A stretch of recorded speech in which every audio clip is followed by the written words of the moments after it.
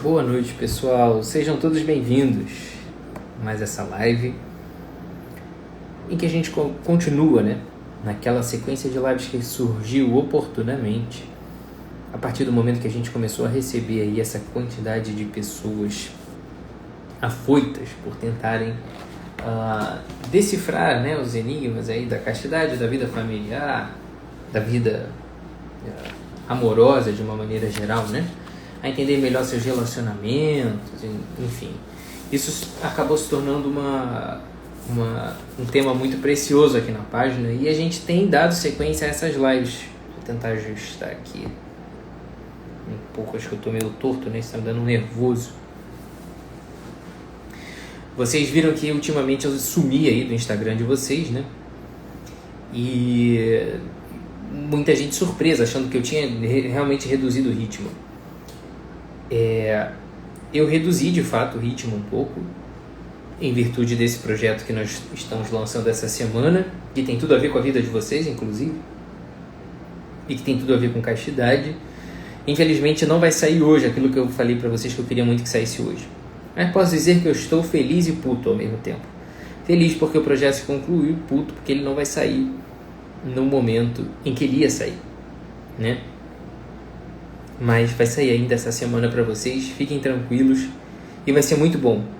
Vocês vão ver sobre castidade de uma maneira que vocês nunca viram e com a ajuda de pessoas que pensam muito mais alto do que eu e que poderão te dar esse ânimo, de fato, na vida íntima de vocês. Bom, hoje a gente veio para conversar sobre sobre a questão da família, sobre o fato da família começar muito antes do que a gente imagina. E por que eu me preocupei em trazer especificamente esse tema para vocês?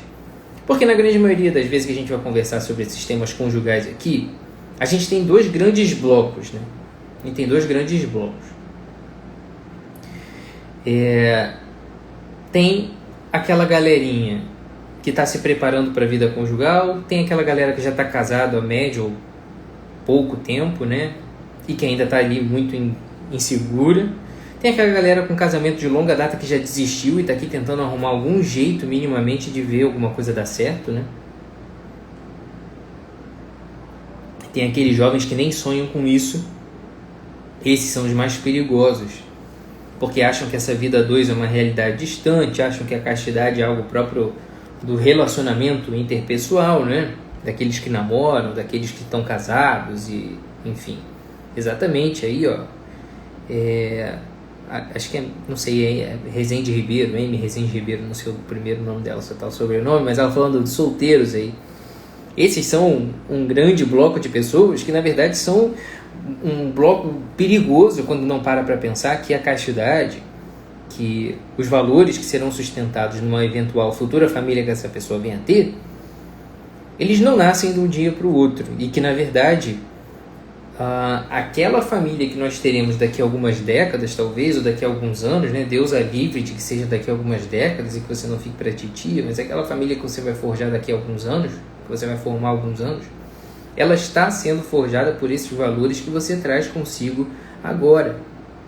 E por que se investe tanto contra a família hoje? Porque a família parece estar cada vez mais em desuso. Isso é uma grande mentira, na verdade. Quanto mais a família sofre investidas e quanto mais ela tenta ser desfigurada, mais ela mostra toda a sua força, por tudo aquilo que ela representa, enquanto essa instituição forte que ameaça todas as outras. Quando a gente vê o Estado tentando ocupar o lugar da família, a gente entende que é natural que haja esse embate, porque nenhum outro lugar fará tanta resistência a um governo ditatorial, a uma ideologia nociva. Nenhum outro lugar fará tanta resistência a tudo isso quanto a família, As pessoas que têm um lar terão esse último reduto aí de resistência contra qualquer atitude cruel, repressiva e autoritária, seja ela ideológica, seja ela política, seja ela militar, enfim, qualquer natureza. Então, o que eu venho aqui para trazer para vocês hoje é um esclarecimento de que vocês não podem querer formar uma família e esperar que quando vocês abram a porta da casa de vocês, lá pela primeira vez com a esposa, com o esposo de vocês, que simplesmente as coisas funcionem maravilhosamente, né? Simplesmente as coisas funcionem maravilhosamente porque agora vocês estão casados, e agora vocês estão imunes aos problemas que eram da vida de namorados ou de noivos. E que agora tudo vai melhorar porque vocês vão estar juntos do jeito que vocês sempre sonharam. Na verdade, o que a gente precisa, primeiro de tudo, é entender qual é o peso da família na vida de vocês por aquilo que a família representa, né? Então a família, na verdade, é esta primeira comunidade, esta primeira grande comunidade que nós vamos formar. E sem nenhuma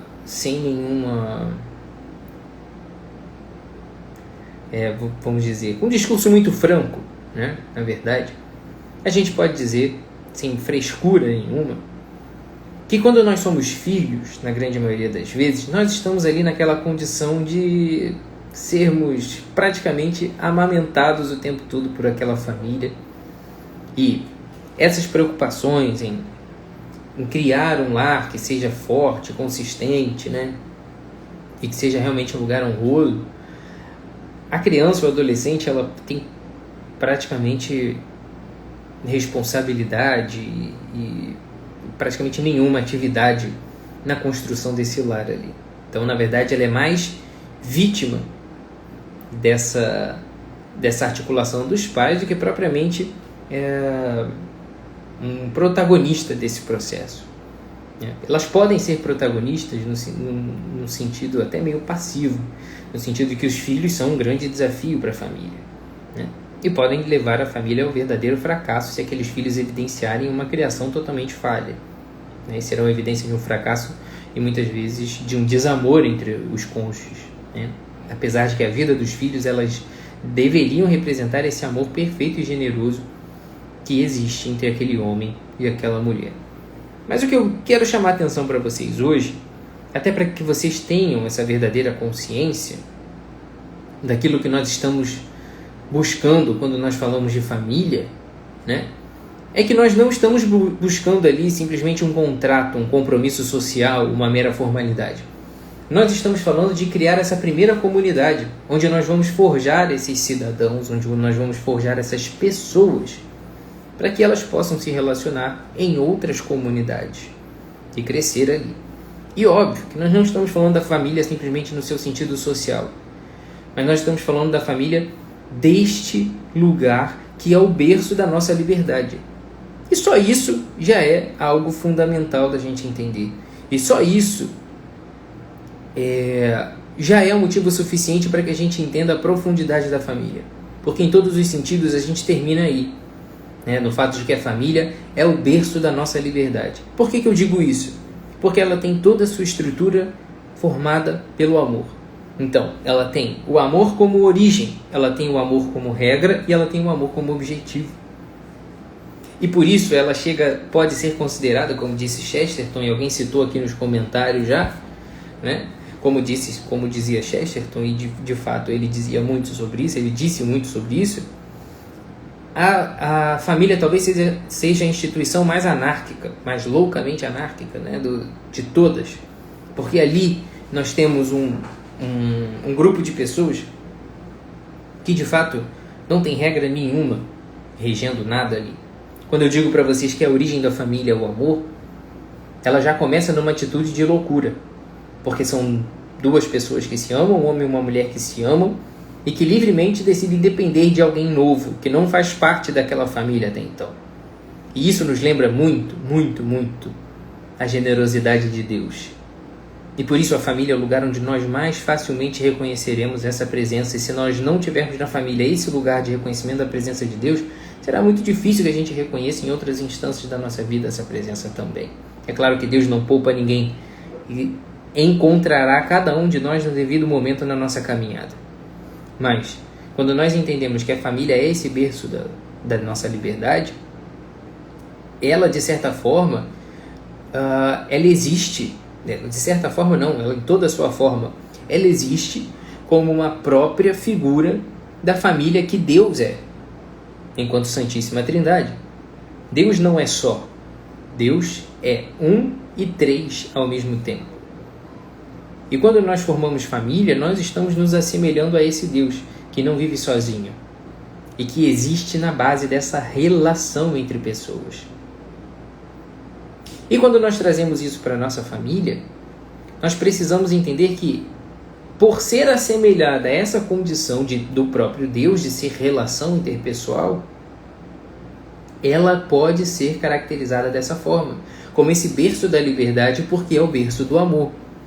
Então, se ao mesmo tempo a origem da família não é um contrato social conveniente, assinado entre ambas as partes, isso acontece lá no cartório também como uma formalidade para que a sociedade reconheça que ela existe. Mas um casal é perfeitamente capaz de viver em comunhão sem precisar assinar qualquer papel, basta que se ame. Então o casamento ele não é um contrato baseado nos interesses e na conveniência de duas partes, mas ele nasce desta atitude de um amor generoso entre duas pessoas. Enquanto o amor como a regra, nós precisamos entender que não existe nada que prenda uma pessoa dentro da família. Nada. Enquanto todas as outras formas do homem se relacionar, enquanto todas as outras instituições possíveis e imagináveis no mundo possa se caracterizar, possa estabelecer por uma relação de poder, dentro de casa, e esse poder gerar um medo, uma certa dependência, um certo grau maior ou menor de opressão de um sobre o outro, tentando fugir totalmente dessa conotação socialista que eu estou falando sobre, que pode falar sobre esse tema, não estou falando nesse sentido, mas estou dizendo com exemplos concretos que em relação ao Estado, ele diz que você tem que pagar imposto e se você não pagar, você está ferrado. Ponto, acabou. Você perde seus direitos. No emprego, o seu patrão tem as regras e você obedece ainda que concorde ou não. Você pode até tentar alguma discussão, fazer com que ele seja razoável com a sua opinião e mude, mas no final das contas prevalecerá a vontade dele sobre a sua.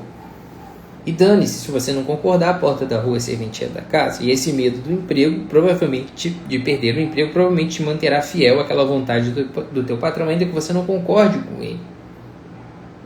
Dentro de uma relação familiar, de uma amizade, isso também pode acontecer, O medo de perder um amigo. Dentro de uma relação familiar, a gente enxerga, na verdade, uma outra condição muito peculiar, em que ninguém é obrigado a estar lá dentro. Então, essas relações elas não conseguem se fundamentar no medo. Um filho não obedece ao seu pai pelo medo. Ele, no máximo, esconde do seu pai quando este pai não sabe trabalhar o respeito e a autoridade natural de quem ama e dá a vida pelos seus filhos. Então ele não deixará de fazer, simplesmente ele não fará na frente dos pais. Uma esposa e um esposo podem simplesmente acordar um dia cansados daquela situação horrível que se repete, seja lá qual for, de qual natureza, levantar, se arrumar, ir embora e nunca mais voltar. Ela não terá qualquer prejuízo maior por isso. Prático, que eu estou dizendo, Então, veja que não há na família qualquer coisa que prenda os filhos aos pais aos filhos, no sentido do medo. Até quando o medo está presente, ele atrapalha mais do que ajuda. Então, um pai que tem medo de perder os filhos se torna super protetor e estraga os filhos. Um filho que vive com medo de desobedecer ou de desrespeitar os seus pais ou de perder os seus pais será um filho extremamente imaturo, inseguro, frágil, vulnerável. O medo não combina com o ambiente familiar, porque ali é o lugar do amor, onde todo mundo se dá livremente. E agora, de maneira mais bela e mais perfeita de todas, o amor é o objetivo da família.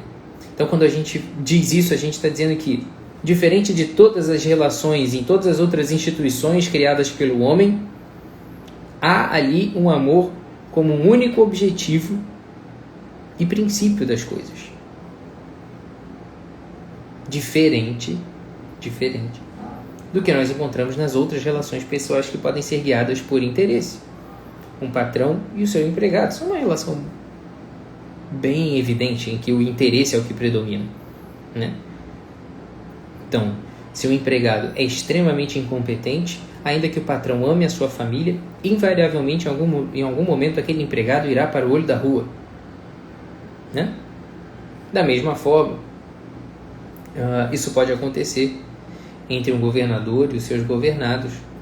Não há qualquer envolvimento pessoal e o objetivo do governador ali é simplesmente se manter no poder, né? Vamos dizer assim, sustentar o seu governo, ainda que isso cause uma certa impopularidade. Não há uma relação de carinho, de afeto, né? Então o que eu quero dizer com isso é que a família, por ser esse ambiente de liberdade, né, esse reduto onde as pessoas reconhecem o seu valor único, o seu valor insubstituível, ali a família acaba sendo essa proteção do indivíduo e por isso ela é tão importante para cada um de nós. A família nos situa dentro, né, nos situa da maneira mais prática do que é o amor, de para que ele serve, de como ele precisa ser cuidado de alguma forma. E, obviamente, a família acaba sendo um lugar onde nós vivemos mais do que qualquer outro, consequentemente, para que o amor se sustente, né, o serviço e a renúncia, né?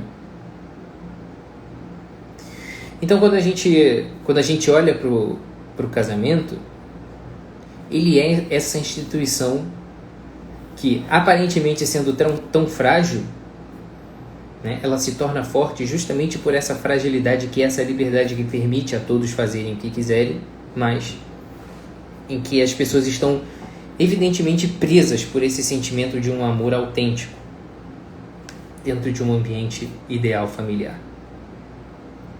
Então ali é o lugar onde você é quem você é de fato, né? E onde, mais do que isso, você é quem você precisa ser de fato. Nas nossas amizades, nós podemos ser até certo ponto convenientes e relevarmos alguma coisa, porque depois a gente dá um abraço, um beijo, vai para casa cada um e a gente acaba esquecendo. No trabalho, a gente passa num dia ruim, dane-se, não quero saber dessa merda, fecha a porta, vai embora, vocês que se resolvam, amanhã eu tô aqui de novo e não vou ficar me matando por isso, né? Os nossos compromissos sociais todos, né, são assim, são mera formalidade, a gente pode abandoná-los de alguma forma e recomeçar depois. No ambiente familiar nós não temos muito para onde fugir. Então, se você desistir do teu marido, esse fracasso vai estar estampado ali na tua cara o tempo todo. Se você desistir da tua esposa, o fracasso vai estar estampado ali na tua cara o tempo todo.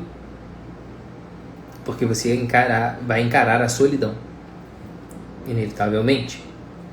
Se você não resolver aquele problema, ele vai ficar passando no corredor na tua frente o tempo todo. Se você não resolver aquela desavença, ela vai jantar contigo na tua mesa. Ela vai dormir na mesma cama que você.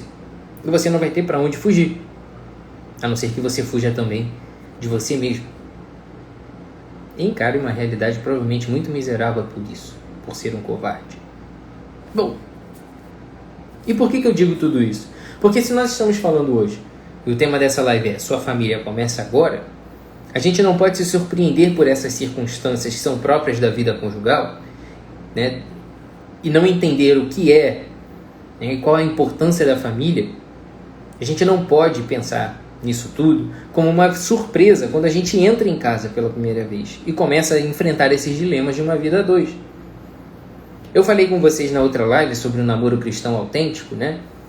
E acabou que a live, eu achei que fosse ser uma live curta, objetiva, e 1000 coisas me vieram à cabeça, e acabou que no final das contas o Instagram me cortou. E aí eu falei, o Instagram me cortou, eu fiquei meio irritado na hora, mas depois eu descobri que foi até bom, porque aquilo que eu ia começar a falar, eu tive que correr e não consegui terminar. Na verdade, aquilo já era tema de outra live, que é o que eu trago para vocês aqui hoje. Eu falava para vocês lá que o noivado e o namoro era um momento, né, era esse tempo de conhecer. E que quem não ama não consegue conhecer. E quem não conhece não consegue amar. Por quê?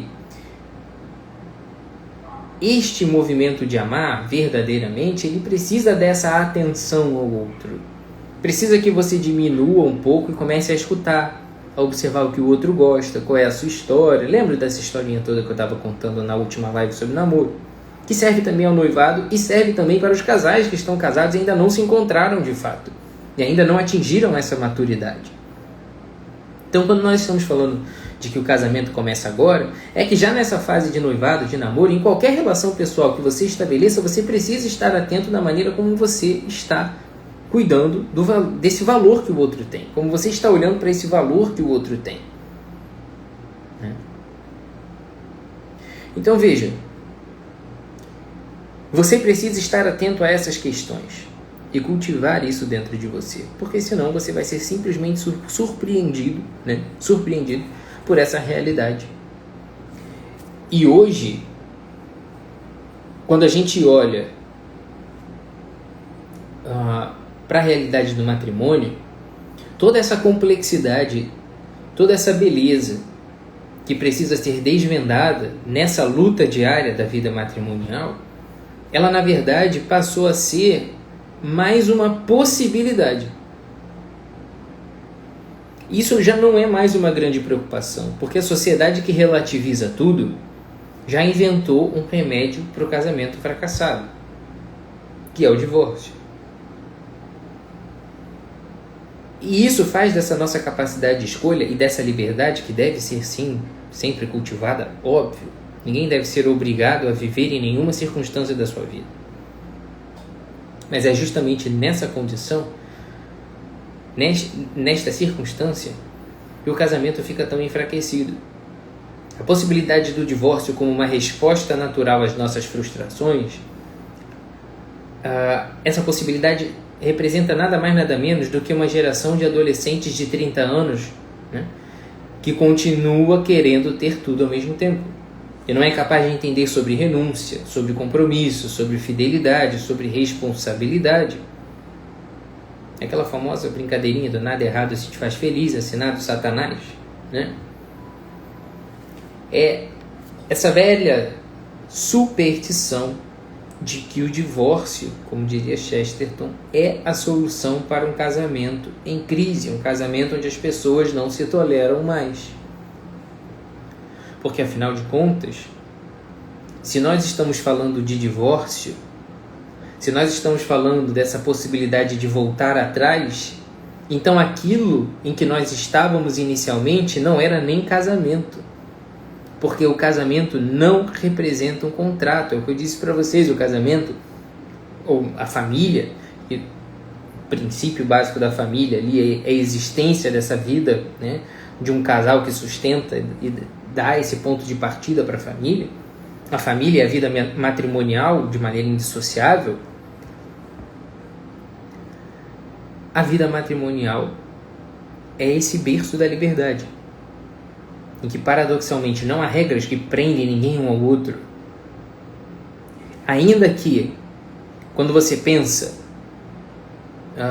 no âmbito civil, óbvio, você pode ter previsto lá na justiça que você casou em comunhão total de bens, em comunhão parcial de bens, isso vai ter um certo desdobramento civil.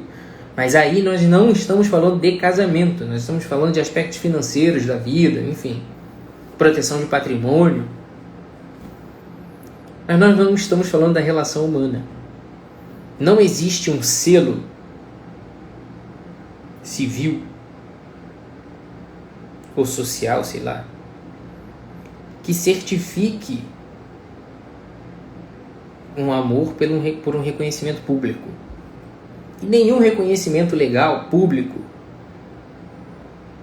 será capaz de chancelar, ou de desfazer aquela palavra de eternidade, que foi dita entre os esposos inicialmente. Se você promete para alguém, envolve alguém na tua vida a ponto de dizer para ela que estará unida a ela até a morte, não existe um dispositivo legal ou moral que desdiga aquilo que você disse. E se, portanto, nós olhamos como o divórcio para uma solução para os casamentos, então nós já não estamos encarando o casamento como aquilo que ele é.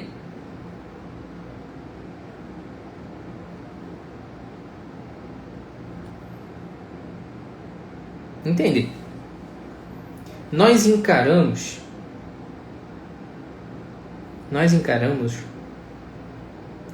o casamento ainda como uma mera formalidade.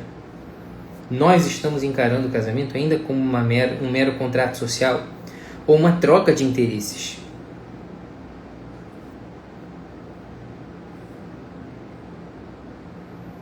E para isso,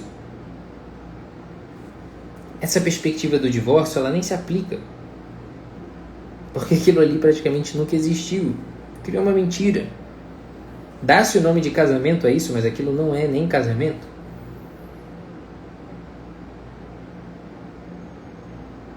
Então o que nós estamos vivendo, na verdade, é essa realidade completamente iludida.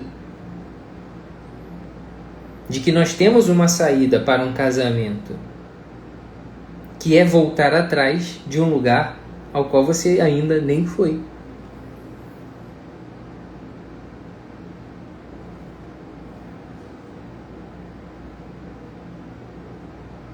Isso é uma grande tristeza, né? Isso é uma grande tristeza. Porque, no final das contas, o casamento cada vez mais tem esse potencial de ser essa experiência empobrecida dos amados, né? Dos amantes. Uma experiência pela metade. E ao final de um determinado caminho, as pessoas terminam ali praticamente já não tolerando mais umas às outras.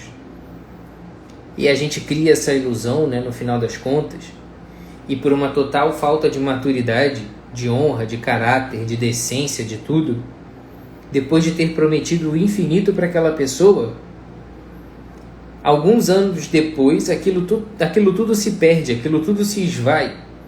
E de repente o divórcio passa a ser um dispositivo que te diz no final das contas que você poderá ser feliz com qualquer pessoa, menos com aquela que você está. Né? Que você tem o direito de ir embora. Você tem o direito de ir embora e de ser feliz. E de repente aquela pessoa que era tudo para você, agora é simplesmente o entrave da tua felicidade. Nós podemos ter esse tipo de relação com uma geladeira, com um computador, com um celular, mas não com as pessoas, né, em que nós deixamos marcas na sua história que não podem ser apagadas. É como uma fita cassete que a gente vai e grava outra coisa por cima. A história de um ser humano é essa história que vai sendo contada e que não pode ser reescrita de alguma forma. Como se a gente estivesse escrevendo sem a borracha, né? Então, é triste que a gente relativize tanto esse amor, a ponto de transformar esse lugar onde a liberdade deveria nos prender de modo especial e nos transforma em pessoas cada vez mais frouxas. E o meu objetivo aqui nessa live, eu vou concluir dessa maneira prática, que eu acho que vai ser fundamental que vocês tenham essas ferramentas para que vocês se antecipem a elas e não caiam nas pegadinhas, né, nessas pegadinhas de uma vida a dois. Mais importante, vocês que já estão casados e assistindo essa live, é importante que vocês percebam que isso aqui vai acontecer na vida de casal de vocês. E vocês precisam estar dispostos a isso, né? Superar tudo isso. Bom, vocês precisam estar preparados para essas crises conjugais. Como eu disse, sua família começa agora, e se você não sustenta esses valores fundamentais na tua vida e relativiza tudo, você não vai conseguir sustentar a tua família quando ela te demandar isso. Né? Então falemos agora primeiro das crises que o teu casamento pode ter. A primeira dessas crises, e que é muito natural que você não conseguirá evitá-las, é a crise de amadurecimento. O que é isso? Na grande maioria das vezes, os casais começam a progredir na sua vida conjugal, a ter cada vez mais responsabilidade, dividir cada vez mais as coisas, isso gera problemas. E isso também gera nos cônjuges uma falsa sensação de fracasso. Como assim? Nessa fase da vida a gente ainda está passando por problema, né? Mas isso é natural. Quanto mais você avança na tua vida conjugal, quanto mais você se lança em mais profundos, mais desafios aparecerão e maiores serão as honras das tuas vitórias e das tuas superações. Na grande maioria das vezes as pessoas não têm atenção a esse momento de saber que aquilo ali é um problema, que aquelas pessoas que não se arriscam mais umas pelas outras, né? Essas pessoas, elas dificilmente esbarrarão nessas crises conjugais que você e a sua esposa, o seu esposo estão enfrentando. A gente tem essa péssima mania, né, de achar que a grama do vizinho é sempre melhor do que a nossa, sempre mais verde do que a nossa, mas a gente não sabe as lutas. A gente não tem ideia que as lutas que a gente experimenta, muitas vezes, aquelas pessoas ali à nossa volta nem sonham, né? E que se a gente trouxesse esses problemas para a realidade do gramado do nosso vizinho, eles com certeza seria tão amarelado, né, tão desbotado quanto o nosso também. Uma outra grande oportunidade de crise, né, é a falta de sentido. De fato, é não dar sentido à tua vida. É aquilo tudo que eu falei, é não achar que o casamento foi feito para ser esse berço da tua liberdade. Esse lugar onde o amor é a regra, o objetivo e a origem, né? Se você não entende que é aquilo ali, você vai ver aquilo como uma prisão sempre. Quando, na verdade, aquilo que está te prendendo é o seu desejo, o seu egoísmo e a tua vaidade. E você não consegue reconhecer que aquele lugar ali onde você diminui e os outros crescem, que aquele lugar ali é de fato o lugar mais saudável onde você poderia estar. Quando você perde o sentido da tua vida, quando você deixa os teus prazeres sensíveis, né, essa vida de apetites mais evidentes, mais práticos, mais superficiais, dominar e pautar a tua vida e as tuas ações, a família passa a ser algo extremamente desinteressante, né? É aquela famosa crise conjugal em que parece que algum dos cônjuges decidiu voltar a ser um adolescente, né? Voltou a experimentar aquela vida de balada, aquela vida de nights, de responsabilidade, né? A pessoa não se atém mais aos compromissos, relativiza tudo, aquela coisa toda vai voltando, né? Na época da adolescência e da juventude mais precoce. Outro ponto de crise conjugal bastante consistente é a infidelidade, óbvio. Um relacionamento que é pautado pelo interesse, a pessoa que sobe no altar achando que aquilo ali é uma mera formalidade social, né, para sua família, a família da noiva, do noivo, para os seus amigos, e que depois vai ter uma festa maravilhosa, que você se consumiu por montar aquela festa e não se preocupou com o resto. Se você de fato não faz isso, se você de fato pauta o teu casamento dessa forma, você está criando aquilo ali, aquela relação por interesse. E quando essa pessoa com a qual você convive, e ela se torna muito cotidiana, muito comum, muito fácil de ser atingida, você perde o interesse, né, de alguma forma. E se você está guiando as suas relações pelo interesse, por aquilo que aquela pessoa é capaz de te dar, e ela não te surpreende mais, você começa a olhar para as pessoas à sua volta e achar que elas são mais interessantes do que o seu cônjuge, porque de fato eles são novidade, né? É natural. É natural que quando chega uma TV de 40 polegadas, a de 19 já não fique mais tão interessante assim. Ainda que ela dê conta tranquilamente de todas aquelas necessidades que você está tendo, né? Outra crise muito importante que as pessoas menosprezam muito é o papel desse desleixo da rotina, né, e da deterioração dessa vida cotidiana do casal. A gente tende a desvalorizar mais aquelas pessoas que a gente já sabe que tem com a gente. Então a gente se arruma para jantar, a gente se arruma para ir na empresa, a gente se arruma para ir na festinha, a gente se arruma para tomar um café, né, com os nossos amigos, um chopp com os nossos amigos, que seja, dependendo das preferências de cada um. mas a gente não se arruma para viver em família, né? A gente não cuida dessa nossa rotina, dela ser agradável, de estar sempre bonito para a pessoa que a gente ama. Esse desleixo vai minando a admiração. Naturalmente, haverá um afastamento, inclusive sexual, porque faz parte da libido o encantamento com o outro. E a gente não vai se encantar com alguém que não seja encantador. É natural.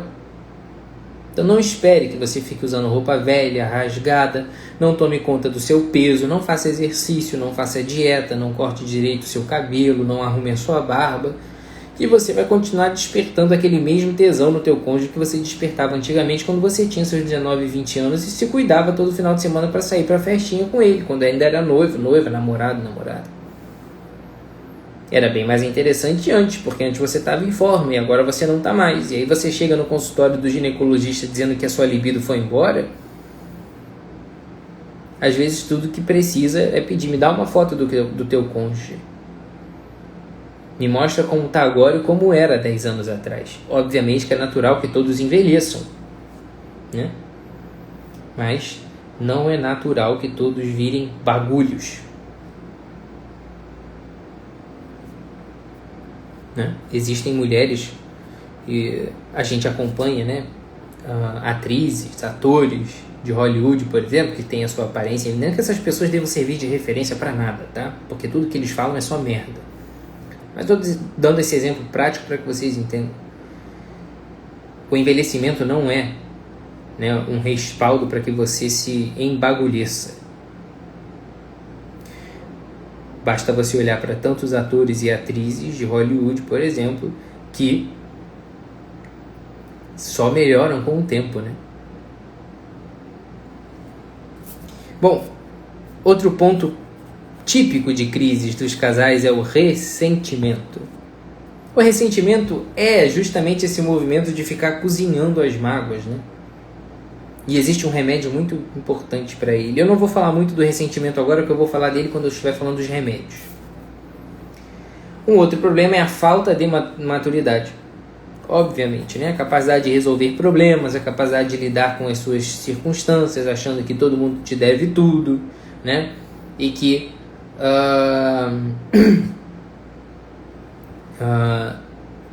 eu não vou mudar, ele que mude, ela que começou. Aquelas coisas idiotas que a gente fala quando está no maternal.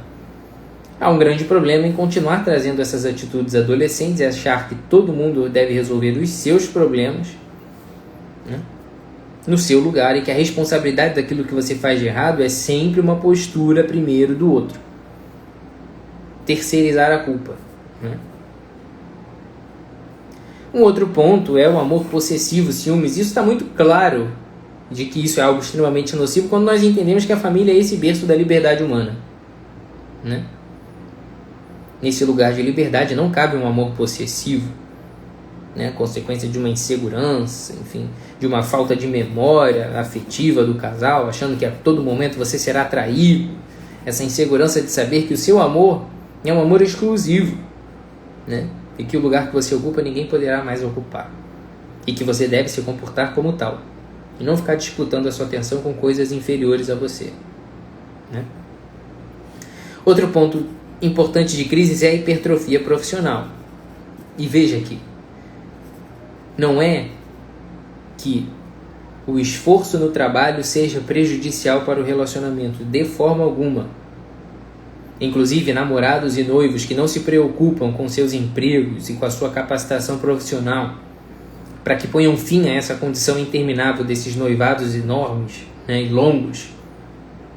Esses profissionais que não cuidam disso, na verdade estão demonstrando uma grande imaturidade de quererem viver nessa fase confortável por um longo tempo, em que vocês não têm compromisso, em que vocês trabalham e estudam, né? E não precisam pagar boleto. Isso é uma grande tentação na vida dos jovens. Se acostumar com essa vida de marasmo, essa vida boazinha, agradável, gostosa, em que você sempre vai ter a cama do papai e da mamãe arrumada para você. Isso é uma tristeza. Mas há que se ter uma preocupação profissional, mas na medida certa. no sentido de que ela deve trazer tranquilidade para a sua casa e não fazer com que a sua casa seja um impedimento para que a sua vida profissional progrida. Porque o sucesso do homem está nesta realização familiar. Encontrar um ofício que dê dignidade à sua família e permita que você viva integralmente por ela, e não o contrário. É claro que o trabalho te privará de um convívio em um determinado momento do tempo, mas ele não pode jamais ser a sua prioridade. Até quando você está fora de casa, indo trabalhar, o seu entendimento é de que aquele trabalho deve te dignificar a tua família, para que você possa, de fato, construir ali um lar. Então é aquela velha história de que o marido e a esposa devem se mobilizar não para que tenham o emprego dos seus sonhos, mas no emprego da sua realidade, para que tenham uma realidade familiar confortável. Parar com esse romantismo de que eu estudei, foi para isso, foi o que eu sempre quis, e você chega naquele trabalho e você vê que aquilo é uma merda, aquilo é frustrante, aquilo não te traz retorno financeiro e a tua vida é um inferno, e você se sente constantemente humilhado no seu emprego. Você chega em casa, desconta na tua esposa, desconta no teu esposo, e você começa a dizer que a tua vida é uma merda, que a tua família é uma merda, que nada funciona, quando na verdade você fez as escolhas erradas e você não tem a coragem de mudar, para que você possa dar a devida prioridade à tua família. Um outro ponto crítico é os filhos, né? Que não podem ser nada romantizados, gente. A gente tem que parar com essa afetação ridícula quando a gente vai falar de filho. Que são os filhos? Senão essa decisão de gastar o teu tempo com alguém que não te trará nenhum retorno objetivo. Que não essa honra de ter criado pessoas de caráter para essa sociedade que nos segue, que se seguirá a nós.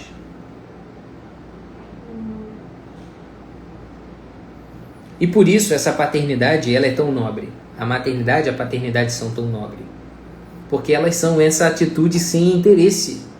O amor é o próprio objetivo dessa criação amorosa. Eu vou ter um filho porque um dia ele vai ser jogador de futebol e ele vai me bancar. Ninguém tem um filho pensando nisso.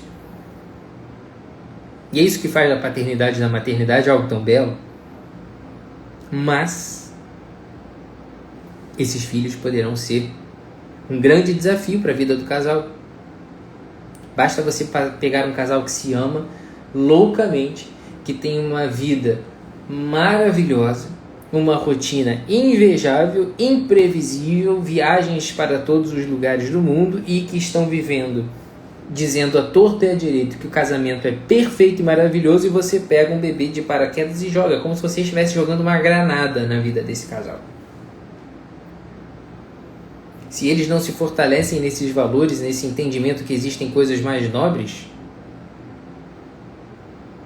do que simplesmente ter, e que o que vale mesmo na nossa vida é o ser, o filho será constantemente fonte de crise, porque faz você levantar de madrugada, faz você fazer um monte de coisas que você não gosta, te consome, te irrita, te desafia, cria desavenças, porque cada um quer educar de uma forma. E se você não trabalha com isso, se você não aprende a ceder, se você não aprende a dialogar, se você não aprende a respeitar, se você não aprende a calar a boca, os filhos serão uma constante causa de desavença nas famílias. E outro ponto de crise é esse que todo mundo conhece. Estou falando de sogra, estou falando de cunhado, estou falando de vizinho, estou falando da crise dos familiares, das pessoas que não constroem esse lar autônomo e que constantemente depende ou financeiramente ou emocionalmente ou pedagogicamente de pessoas de fora. Então, você quer ter uma vida de casal, mas você conta com a providência, você conta com a ajuda dos teus sogros. E eles constantemente interferem na tua vida, porque eles te bancam. E se eles são requisitados na hora de te bancar, você não pode esperar nada diferente, de que eles queiram também opinar.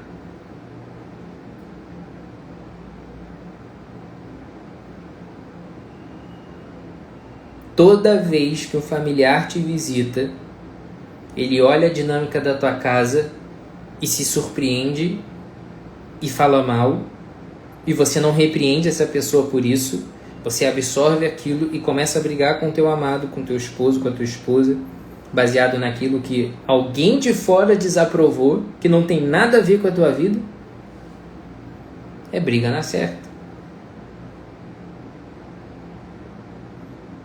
Teu familiar vem na tua casa, ofende a tua esposa, ofende o teu esposo e você não manda ele ir a merda. Enumera defeitos da tua esposa, enumera defeitos do teu esposo, você compra aquilo ali e começa a fazer uma humilhação pública da pessoa que você ama diante da tua família. Ao invés de mandar essas pessoas que estão falando mal do teu cônjuge ir a merda. É aquela velha história, só quem pode falar mal da minha esposa sou eu. Você vem na minha casa para falar mal do meu cônjuge, vai a merda você. Eu posso falar mal, você não se mete. Porque a gente se atura, a gente se cria, né? A gente se respeita e se ama desse jeito aqui. Não estou falando de ofensas, tá? Estou falando desse fala mal, obviamente, essas críticas diárias que a gente fala. Estou falando de troca de ofensas gratuitas, porque isso você não tem que fazer também. Estou falando dessas pequenas lamúrias do dia a dia que a gente acaba percebendo no nosso cônjuge porque a gente convive com ele. Porra, é óbvio que a gente vai saber isso. Agora, um vizinho, um cunhado, um primo, entra na tua casa, começa a reclamar de tudo e você começa a fazer coro daquilo, começa a falar mal da tua família e você faz coro com aquilo, começa a meter o bedelho na tua vida conjugal, dizer aquilo que você tem que fazer e o que não tem que fazer. Uma pessoa entra na tua casa, começa a falar dos vícios do teu marido, dos maus modos do teu marido, e você faz coro com isso, vai terminar no buraco. Bota essas pessoas para fora da tua casa. Você não precisa ninguém reforçando os defeitos que o teu marido ou a tua esposa tem, porque você conhece eles mais do que ninguém. Muitas vezes o que te falta é reconhecer os teus defeitos. E os teus familiares vão sempre comprar a tua briga e achar que quem está errado é o outro. Né? É isso. Essa é uma boa parte das crises familiares, né? Chega aquele arauto do apocalipse e começa a falar um monte de merda no ouvido dos cônjuges. Para cada uma dessas crises que eu falei aqui embaixo existe uma virtude, né? Um remédio, na verdade, que você vai cultivar. E basicamente, se eu puder enumerar para você, que você anote isso, eu vou fazer isso agora, então pega depois papel e caneta, tá? Anota isso e prega na geladeira quais são os remédios para essas crises matrimoniais que vocês viverão invariavelmente. Vocês estão se preparando para uma vida conjugal? Busquem isso nos relacionamentos de vocês e vejam se o amado de vocês, aí o pretendente de vocês, será assim, estará disposto a agir dessa forma. Se não tiver isso aqui, ou não tiver disposto a ter isso aqui que eu vou enumerar para vocês agora, meio caminho andado para o buraco. Então, os remédios que nós teremos para essas crises, né, são muito evidentes e você já sabe, só que você tem preguiça de pensar. Ou você convenientemente não pensa porque você é preguiçoso. Então, seriam renovar sempre a admiração pelo parceiro. Ah, meu marido me bate na minha filha, bate na minha mãe. Eu não estou falando desse tipo de gente. Sejamos sensatos. Eu não estou pautando a regra pela exceção. Estou pautando a regra pelo comum. Ninguém, quase ou talvez quase ninguém nesta live, seja esposa de assassino, de agressor, de corrupto, né? Ou marido filiado ao PT. Então, não há motivos nessas circunstâncias extremas para que você simplesmente não consiga achar uma maneira de renovar a admiração pelo teu cônjuge. Existe um grande problema nessa dificuldade que os casais têm de renovar essa admiração pelo cônjuge, que é a falta de memória.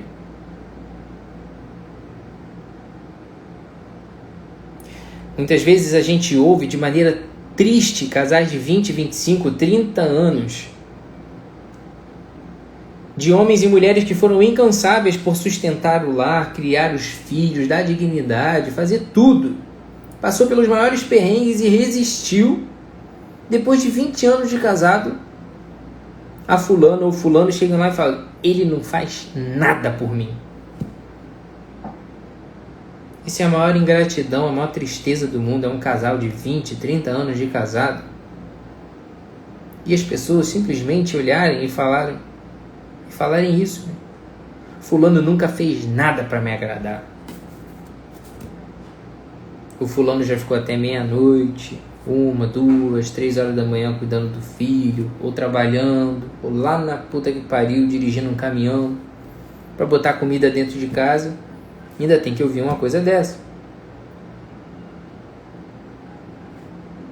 Ou a mulher que ficou criando lá os 4, 5, 6 filhos. O filho tinha um problema de saúde, tinha intolerância à lactose, tinha alergia à proteína do leite de vaca, no inferno, golfava tudo, não ganhou peso, a mãe ficava horas e horas amamentando, levava 4, 5 crianças para a escola e ainda saía para trabalhar. E o diabo a 4, depois de 20 anos o marido chega com essa mulher uma preguiçosa. Isso é uma falta de memória absurda. Isso é um veneno. Essa maledicência dentro do casamento é um veneno para o amor. Cada vez que você enumera um defeito do teu cônjuge, ao invés de ressaltar uma qualidade que ele tem, você está matando uma oportunidade de trazer aquela pessoa de volta. Como Cristo dizia, quem chama o irmão de idiota, né, é um assassino. É um assassino dessas oportunidades de trazer essa pessoa de volta. Nós somos chamados a acender em cada uma dessas almas esse desejo de ir para o céu. Esse desejo de ir com o nosso cônjuge para a eternidade. Cada vez que a gente perde tempo com maledicências, com lamúrias, com essas lamentações diárias, a gente está levando o cônjuge e a gente para o buraco. Então tenhamos essa coragem de vencer a nossa soberba, vencer o nosso orgulho e dizer: fulano fez um monte de coisa errada assim, mas ele é maravilhoso, ela é maravilhosa, já fez muito por mim, eu já infernizei muito a vida da fulano e do fulano,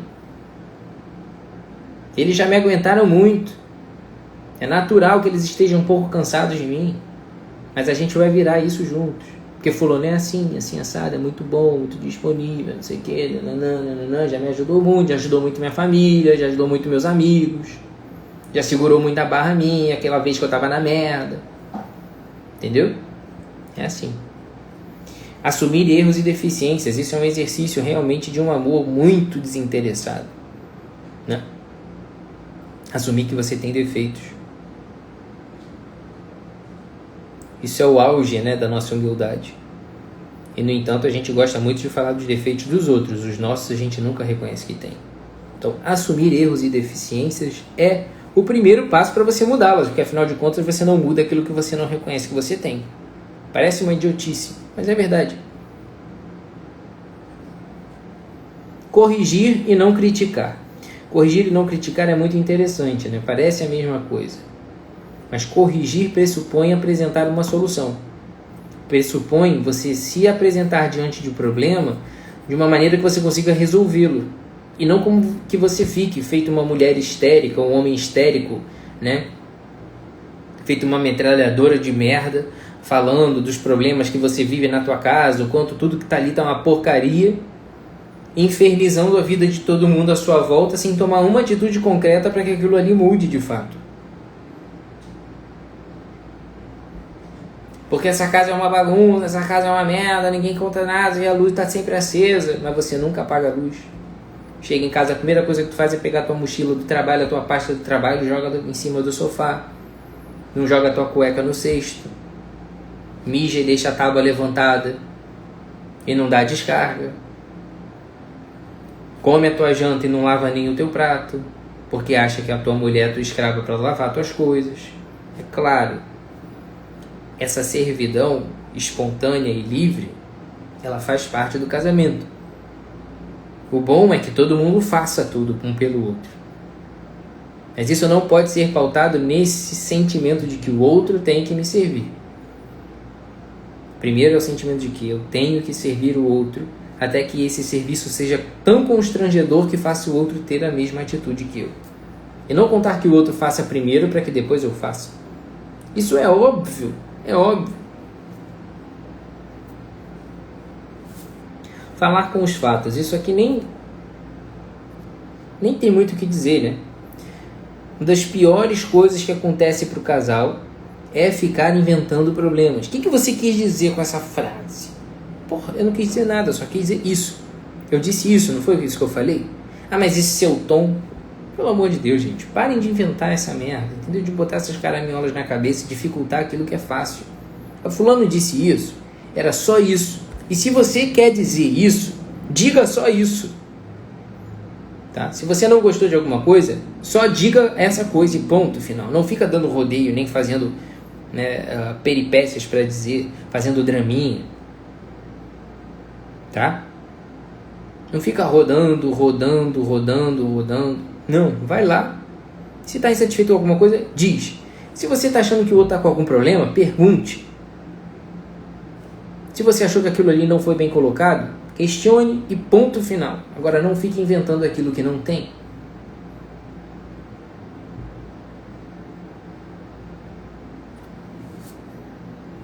Paciência. A paciência é um braço fundamental, uma perna fundamental da caridade. Sem a paciência, a caridade não anda. A paciência nada mais é do que essa consciência humilde de que naquilo que o outro é pior do que você terá o compromisso de aguardá-lo. Da mesma forma que naquilo que você é pior do que o outro, ele deverá te suportar também. Você não é perfeito, não está pronto, porque o dia que você estiver perfeito e pronto, os anjos descerão sobre você, te revolverão com a sua luz e te levarão para o mais alto dos céus.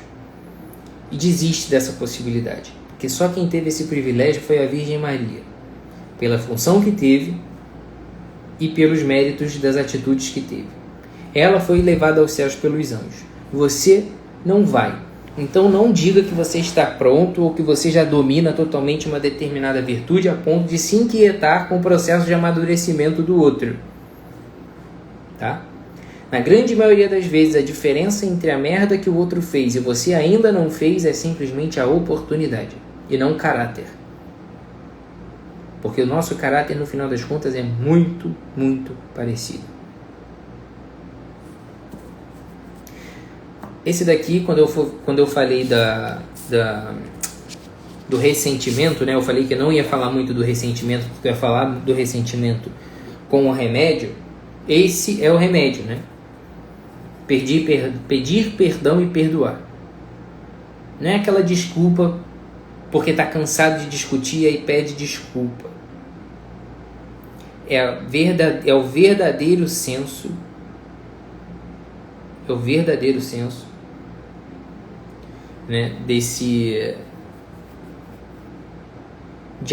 esquecer a falta por amor.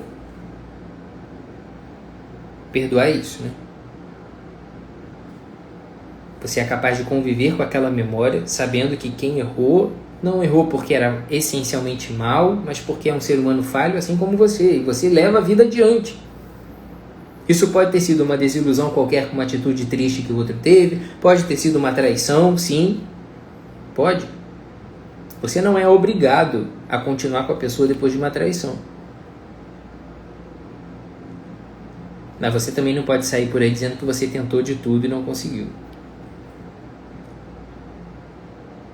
Porque o perdão, afinal de contas, está aí para superar esses momentos. Você não vai pedir perdão para o seu marido ou para sua esposa depois que ela ou ele te levarem para uma viagem em Paris. Perdão por essa viagem. Não, você vai pedir perdão para a pessoa, né? Essa pessoa vai te pedir perdão depois que ela fizer uma merda com você. Né? Ninguém pede perdão um ao outro por ter levado para uma viagem no exterior. Pede perdão porque fez merda. Então, o perdão não serve para os momentos de alegria do casal. Serve para essas circunstâncias toscas e nas quais nós nos colocamos porque somos seres humanos.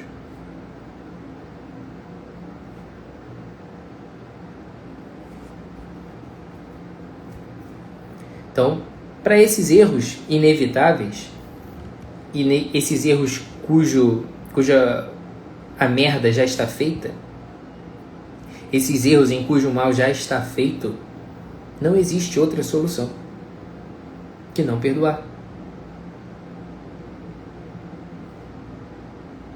E não adianta dizer isso da boca para fora. O verdadeiro perdão acontece quando você para de remoer aquelas discussões e problemas passados de 15 anos atrás. E pedir perdão, obviamente, é a consequência natural dessa atitude humilde de reconhecer os erros e as deficiências, óbvio, né? Óbvio. Outra coisa é o senso de oportunidade, é um outro remédio infalível para a vida conjugal. O senso de oportunidade é maravilhoso, que é essa capacidade de calar a boca na hora certa. Não falar merda. E se você não tiver nada de bom para acrescentar, não fazer careta, não fazer gracinha, não julgar indireta. Esse é o senso de oportunidade. Fazer silêncio.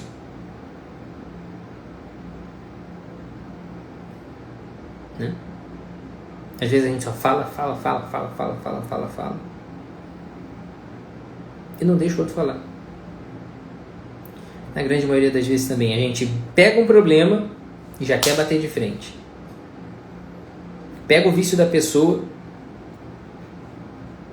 e já quer espizinhar ali em cima. Na grande maioria das vezes, mais vale uma correção fraterna feita no momento de calma do que 1000 palavras explosivas ditas no momento de raiva.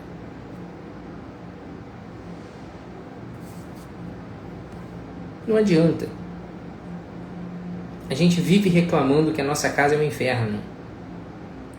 E, no entanto, 99% das razões para que a nossa casa seja um inferno são as nossas atitudes horríveis. É ficar reclamando de tudo. Espírito de serviço, não preciso nem falar, né? Esse é outro remédio santo contra as crises conjugais. Saber que você não está ali para ser servido, mas para servir.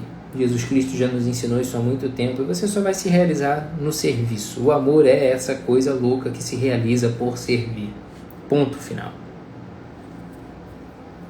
Os cuidados do lar, aqui como uma maneira de deixar o seu lar em ordem de fato. Cuidar para que o seu lar não seja uma zona, que quando você chegue cansado de um dia difícil, você não chegue na sua casa e encontre ainda mais coisas a resolver. Ter um lar organizado, acolhedor, aconchegante é fundamental para que você possa fugir, entre aspas, do mundo e encontrar no seu lar um lugar importante para você, um lugar adequado para você recarregar. É um lar que te acolha e te coloque no colo e não te dê mais uma surra quando você chegar. Isso é fundamental. Lutar, obviamente, né? O amor é essa luta diária, a conquista das virtudes é uma luta diária, e é assim que a gente edifica o amor, né? E o amor dá a forma das virtudes, no final das contas. E por último, e não menos importante, pelo contrário, é o princípio de tudo e é o que te dá a plena dimensão de todas essas circunstâncias, né? de todas essas atitudes que você tem que ter, e dá o sentido de todas essas atitudes que você tem que ter, que é a vida espiritual. Essa vontade de transcender, de entender que tudo aquilo que você está vivendo ali tem um sentido maior, que não é pura e simplesmente uma vontade de ter um prazer dentro de casa, mas é uma vontade de ser salvo, de durar para a eternidade, de levar a pessoa que você ama para a eternidade. Se você não tiver dentro do seu lar, dentro do seu relacionamento, essa forte e constante ideia de eternidade, todos os verdadeiros valores vão se perder para os prazeres sensíveis. Todos. Portanto, eis uma verdade inevitável. Eis uma verdade inevitável. sem esse entendimento, sem essa presença de Deus, não enquanto uma religião específica que nós estamos falando aqui ainda, mas sem essa concepção de Deus e da eternidade, dos valores, de tudo que Ele representa, da beleza que Ele representa, nada disso para você, nada dessas provações que você vive dentro de casa serão. Todas essas provações que você vive dentro de casa, elas serão nada mais, nada menos do que um sofrimento infundado. E te deixarão constantemente com uma vontade de ir embora. Quando você tem Deus, todas essas dificuldades passam a ser a cruz. E a cruz é o símbolo da vitória daqueles que têm fé e têm esperança. E aí, tudo se torna mais leve. Bom, essa era a mensagem que eu tinha para vocês hoje. Não percam de vista esses objetivos e não percam de vista alimentar esse desejo nas relações de vocês. E saibam que nada disso aparecerá por um milagre nos casamentos se vocês não se prepararem agora. Se você está eventualmente casado, saiba que ainda está em tempo. Tá bom? Fiquem com Deus e até a próxima. Uma boa noite.